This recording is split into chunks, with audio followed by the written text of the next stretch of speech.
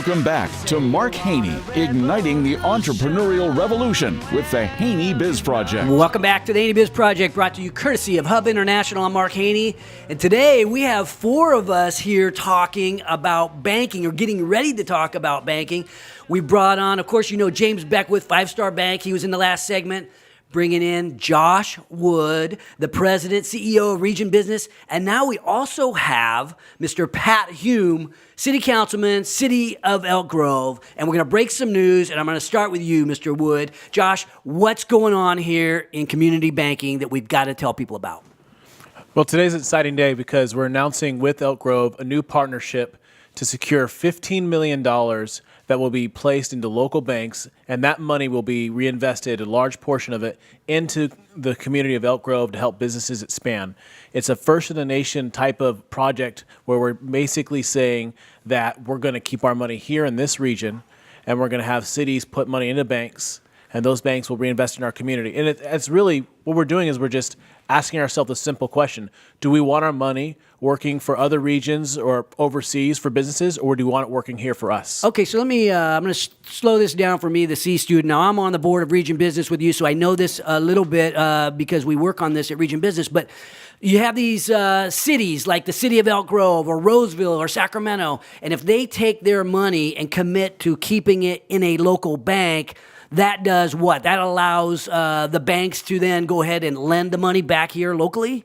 Absolutely. It unlocks the economic potential we already have. We have amazing local banks here in this community with leaders who are making decisions on loans here in this community. And so why not keep the money here and make it so that those dollars stay here in this community? But the exciting thing about this proposal, which we're calling RISE, is that those banks are committing as part of this that over 50% of those funds are being lent back into the community to help businesses expand. Wow. It's a concrete way to do economic development. Wow, growing the local region. Pat Hume, city councilman, share with us what went into your thoughts as you made this decision, because there's all kinds of places you could put your money. Why keep it local? Well, first of all, thanks for having me here on the Haney Biz Project. You know, I'll be humble enough to admit I'm not a smart enough guy to hatch these ideas, okay, but I'm smart enough to recognize the genius in them when they're laid at my feet. Yeah. And so we were already investing this money in what's called the Local Agency Investment Fund, which is a statewide fund that essentially does this same thing. It takes cash equivalents and makes it available back out into the communities, but that's on a statewide basis with no strings coming back to the community from whence the money originated. So the simplicity of this is it's money that's generated locally, it gets invested locally, and then it's put to work locally. And so I think of it kind of like taking municipal finance and using it as a VC fund for startups, for expansions, and for construction loans and the like. Gotcha. Now, there's multiple banks. You have choices as to where you put your money, right? You're in the city of Elk Grove. You're going to put $15 million into local banks, local community banks, right, so that it can be redeployed out to small business guys. How do you choose the bank? Do you have a limited number, or is it always 5-star? So here's, well, it may always be 5-star. Depends on James, if he could sharpen his pencil well enough or what. Yeah, it is. Business. The criteria was this. They either have to have a physical branch, they have to be regionally headquartered and have a physical branch in Elk Grove, okay, or be within the greater Sacramento and or San Joaquin FDIC geographical regions. Okay, so I'm going to bring in James here. So somebody, one of these municipalities, Elk Grove, let's say they put their money in your bank. Do you have to loan it back to Elk Grove citizens, or is it the overall region? Well, we take a pretty specific approach. If you know, in terms of Elk Grove, any monies that they deposited to us, we would make sure that you know, we did our best job to go ahead and make loans within Elk Grove. We're committing to do at least 50%. We hope to do a lot more than that. And Mark, there's a reporting aspect to this. We can all say we're going to do this, but we're going to put some teeth behind this and actually report maybe on a semi-annual basis. And here's what you've given us, and here's what we've done with it. Yeah. But we also want to partner with the cities and their economic development entities and saying, hey, do you have somebody there that you think needs a loan? Do you have a business that might need some help and might need some capitalization? Mm-hmm. And so it's kind of a it's kind of a system, if you will, the way that I look at this. And we're excited about this opportunity. We love the city of Elk Grove. We love the greater Sacramento area. We love the capital region. and we love the Sacramento Valley, but in specific terms, we're going to do whatever we can to reinvest that money back in where that municipality is located. I love it. Now, this was, we talk about this being a genius idea, and I'm sitting here with Josh Wood, the architect behind this super innovative approach to getting us small business guys funded. Now, the goal is $1 billion here in the region. Is that what I'm hearing? Yes, exactly. So what we're doing is we are asking all the cities to each play their part. Elk Grove was the first one to step up with $15 million. We're approaching Sac County, Yolo County, Placer County, all the different cities, counties, special districts within our region, and saying, step up, do your part, put money into this RISE program, and let's reinvest our money here. And with $1 billion every year, if 50% of that is being reinvested here, that's a $500 million economic development fund that we can use every single year to help grow jobs in this region. And thinking about the jobs, and you're an economic growth expert with Region Business. You teach us all a lot of stuff over there. But what would $500,000 do? I mean, what kind of impact does that mean in terms of jobs? Is that 100,000 jobs, 1,000 jobs? What's that mean? In my opinion, and there's no way to know because it's going to depend on the types of businesses and how the program plays out, but we're talking about thousands of jobs every single year that we're going to catalyze in this region through this program, and Elk Grove's the one who took the first step to make sure it happened. What went into the decision making? Did you make that decision yourself, Pat, or did you bring in your team? I don't know how these decisions get made at a city. So we had an audit committee meeting that heard the recommendation of the program. It consists of two council members, myself and the vice mayor. And when we heard the pitch, we had to kind of lead staff along a little bit. Financial folks within municipalities tend to be a belt and suspender crowd, for good reason. Right. You look at the Orange County derivatives that happened back in the 80s, $2 billion lost of public money. So they're trying to be fairly cautious, but it's collateralized money. It gets the same return that we would get if we went with the statewide fund, and we're keeping that money locally and helping our small businesses grow. Yeah, so thinking about that, what would you say to the other municipalities as we wrestle, as the city of Roseville, Rockland, Sacramento, Folsom, as they wrestle with this sort of decision? I mean, what would you say to these guys? They better get on board quick before we grow our fund so big James is too busy to take their money. I love it. Now, James, so if I don't understand for sure the lending ratios that go into things, but if someone deposits, let's say, $15 million into your bank, what's that mean in terms of lending capacity?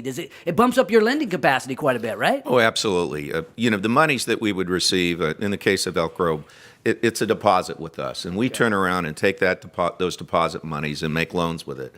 So there's a kind of a system, if you will, that's kind of created through that, and it starts from the taxpayer, goes to the municipality, comes to the bank, then ultimately comes back to the taxpayer in terms of financing projects in which they can benefit from. So it's a really neat circle. Yeah, it's incredible. Now, Josh, share with us a little bit more about the vision, and then what can we do as entrepreneurs? What can we do as citizens to take advantage and influence this? Absolutely. The vision is that we have $1 billion a year in this region that we're putting into these banks to make sure that we're growing jobs. That's going to create $500 million a year at least of money that can be invested into businesses.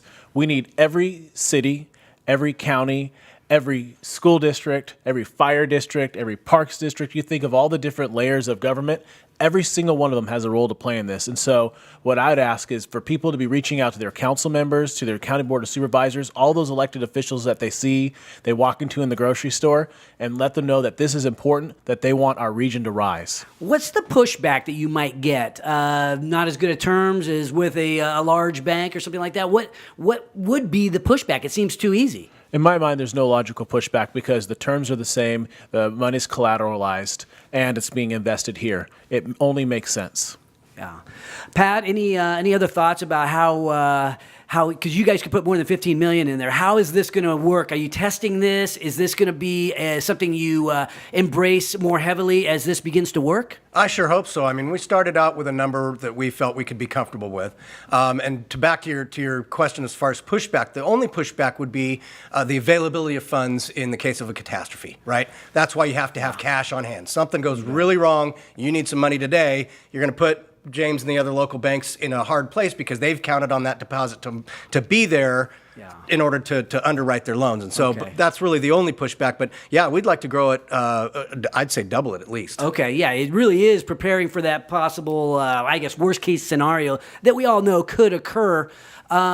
James, your thoughts, though, as this begins to happen and what it might look like for your clients, what it might look like for the region's growth. Well, it could supercharge the region's growth over a period of years. It could provide the funding for a lot of new projects, a lot of existing business, giving them the growth capital. This could really move the needle from a jobs growth perspective and an economic development perspective. You know, this is new. Okay, absolutely, it's new. It's a new thing. As Pat mentioned, it's a safe and secure deposit. It's collateralized, and that's by state law. And so we think with this money, I know what we would do with it because we're very much focused here in the capital region. We don't like per se lend in a abroad or anything like that. We like to keep the money local in terms of making it work locally. And so we think that we have to put some metrics together, Josh, in terms of what this is going to do. To create some reporting associated with job growth in the various municipalities. This is going to be exciting. And I hope there's a lot of inspection on this. I welcome it, frankly, because I think that we can really do something that's new and innovative and significant. And I just want to thank the city of Elk Grove for really being a first adopter of this and really getting out in front of that. That shows innovation and entrepreneurship at the city level. I could not agree more. And just thinking, we started off the show talking about customer, client-driven cultures, and it really feels like that's beginning to happen as the leaders of Sacramento, you all come together. It's like, how can we do this for what's right for the business community, what's right for the citizens, what's right for people who might be looking for a job. So I have to congratulate you on being focused on the client, which is today's show. I'm going to leave it up to Josh here. Any closing thoughts, Josh, as we go to break? The program's called Responsible Investments for a Strong Economy because this is the region's best tool that we can use for economic growth. I love it. When we return, I will be joined by two of the hottest realtors in Folsom, my business partners, Erica Kastner and Cassandra Nikolewski from Haney Garcia Realty Group. Join the revolution at HaneyBiz.com, courtesy of the Entrepreneurs Organization of Sacramento and law firm Greenberg Traurig. This is the Haney Biz Project.